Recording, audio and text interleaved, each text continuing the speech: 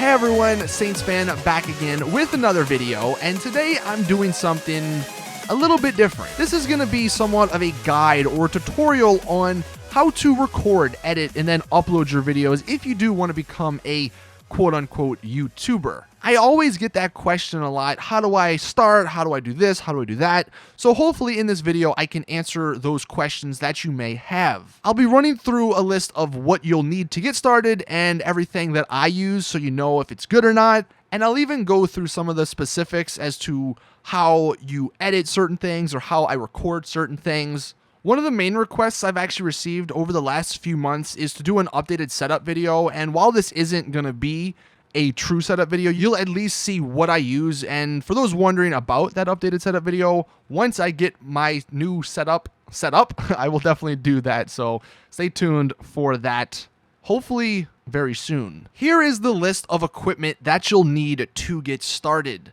So first off, you're going to need a good PC. You could also use a Mac if you have one.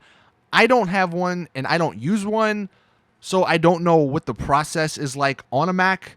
I just know what the process is like on a PC, and it's just, in my opinion, a lot easier on a PC. There's so many more programs, things are going to work smoother, and that's why my recommendation would be to have a good PC to edit and render the videos on. Obviously, you're going to need a gaming console or even a PC to game on, to record your videos and stuff on. As many of you guys know, I do a lot of my gaming on PC, so I'll touch on that a little bit, but I'm sure the majority of people out there do play on the PS4 or the Xbox One, so regardless of what you have, you're just going to need something to play games on. Next up, what you'll need is a solid capture card to actually record your gameplay. And the one I use, the one I absolutely love because I've run into no problems with it, is the Elgato HD60 Pro.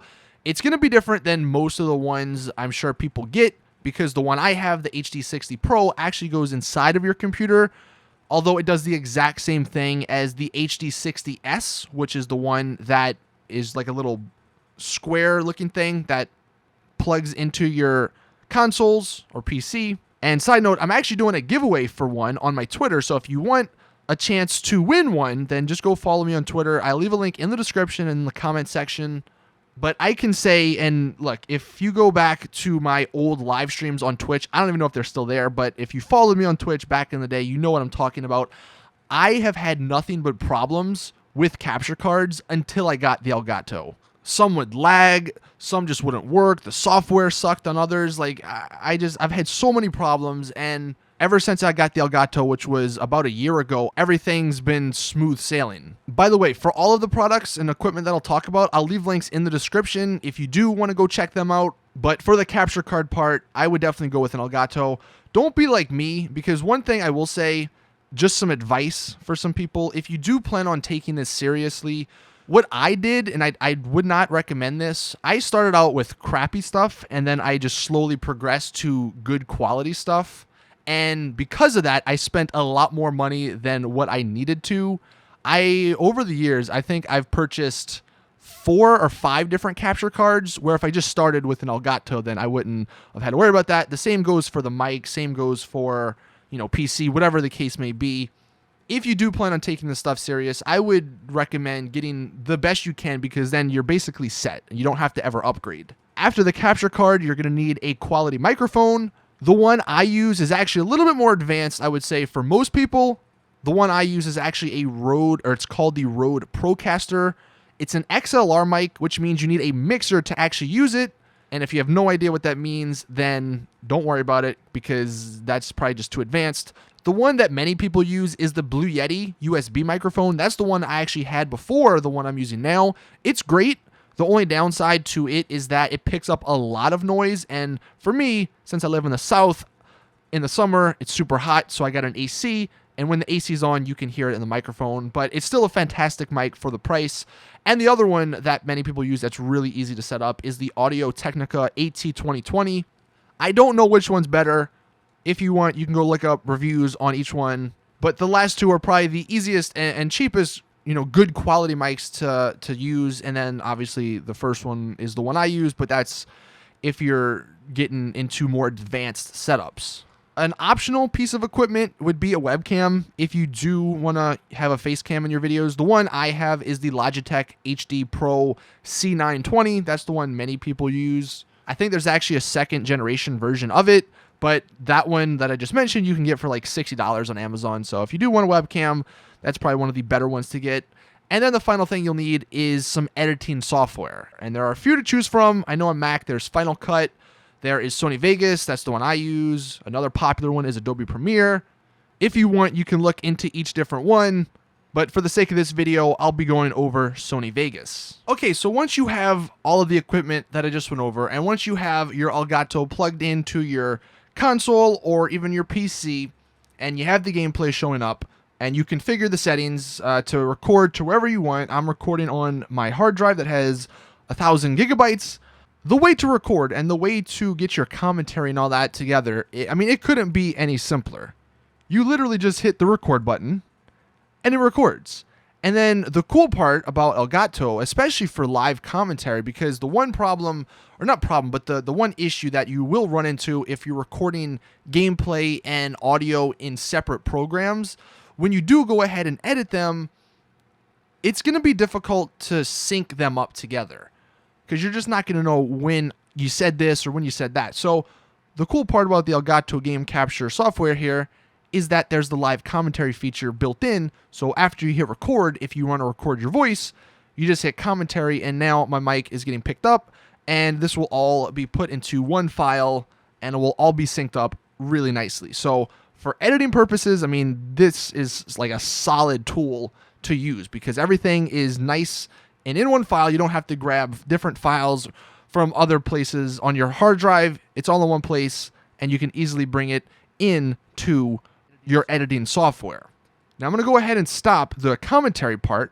One thing that's actually really cool, and the reason I really love the game capture software, is this feature right here, where you can rewind. So the most notable feature, or the most notable use for this, let's just say you're playing GTA, and something cool happens, but you weren't recording, but you did have the Elgato, game capture software up. What you can do is you hit the record button, and you can actually rewind. You can see I have 1 minute and 29 seconds in that I can rewind, just because that's how long I've had the program open. And you can go at any point in time in that 1 minute and 29 seconds or 30 seconds, and then it'll start recording that. I think that's so cool, and I wish I had that. I wish that was the thing back when I first started, because there were so many times where whatever game I was playing, something cool happened and I wasn't recording and I didn't get the clip. But now you should always be able to get the clip. In addition to that, because that's just the basic stuff, there are some other features which I've not actually used. You can live stream from this software, and you can see down here there are certain overlays which come pre-packed, whatever, in this program. So it's super useful if you don't want to get all the other stuff. This one right here is probably the coolest, because you got the gameplay going on in the background there. It's like a sportscaster desk. But yeah, there's a lot of stuff. I believe you can add your own. I believe that's what this plus button is for. But like I said, I've never actually used that.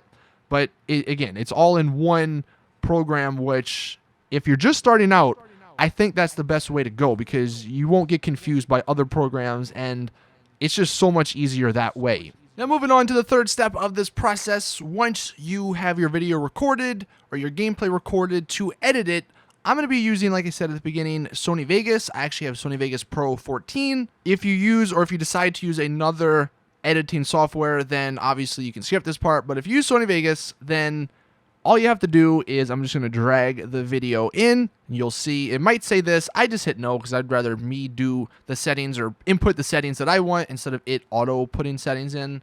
The first thing, all right, look, this is like the part that I always see people when they're just starting forget to do. Right click on this, go to properties, hit disable resample. This makes the video look so much better, and I can't tell you how many times I can see a video from an up-and-coming YouTuber and they don't disable resampling, and it's so noticeable. So just do that. That should be your first step.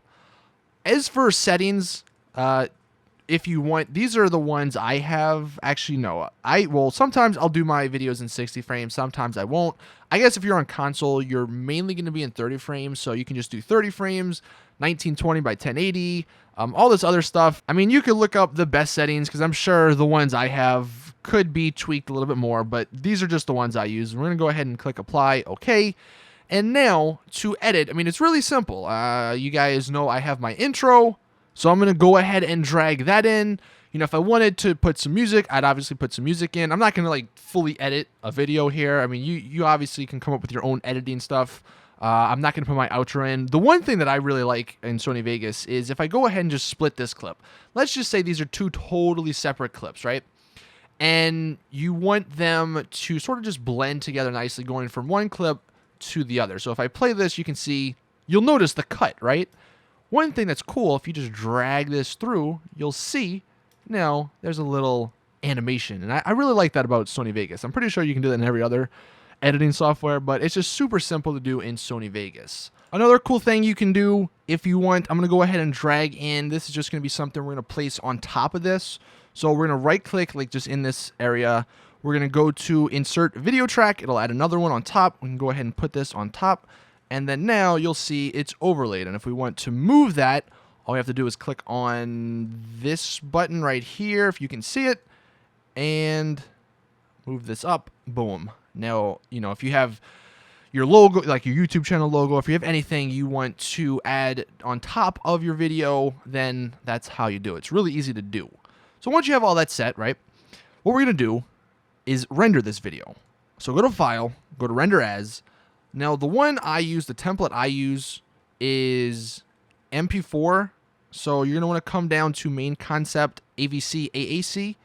And the one you're going to start with is Internet HD 1080p or Internet HD 720p, depending on how good you want your quality. If you want 1080p, go 1080p. If you want 720p, go 720p. Just to show you the settings I have, to basically customize those, you click on them and then you hit Customize Template. But to show you the one or the settings that I always use, I usually render in 1080p at 30 frames per second. But sometimes, like I said, I'll do 60 frames per second depending on what the gameplay is. Also, the bitrate is a big factor on how good your video is going to be. So if your bitrate is super low, it'll look like trash. If it's super high, it'll look really good. It will just take a lot longer to render, and the file size will be a lot bigger. But I feel like 10 million here is sort of like the medium or a good spot for what I do. Also, make sure your video rendering quality in the project tab is at best and not use project settings, just because sometimes it won't render in the best quality. So once you have all that stuff, then you can save it up here. You can name it whatever you want, save it, hit OK, and simply, you know, title it, whatever.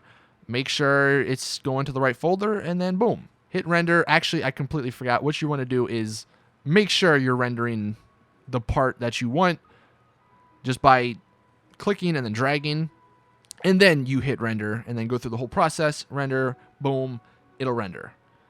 And then from there, it's as easy as finding the file, going on YouTube, uploading it, titling it, you know, putting a description, putting a thumbnail, and all that. So hopefully this video helped you guys out. If you have any questions, let me know in the comment section, but hopefully this answered some stuff. I went over the equipment that you'll need. I went over the equipment that I use. I went over the way I record my gameplay. I went over how to edit it. So hopefully this video helped you guys out. I am doing a giveaway on my Twitter. I'm doing two giveaways, actually. One for an Elgato, like I mentioned at the beginning, and one for a shark card in GTA Online. So if you guys want either thing and you want to enter to win, I'm picking the winner tomorrow. So definitely go ahead and enter today if you want a chance to get some free stuff. But thank you all for watching. That is it with the video. Please drop a like if you did enjoy. Share this with anyone that has questions about becoming a YouTuber and the steps and all that. But as always, I will see you guys in the next one.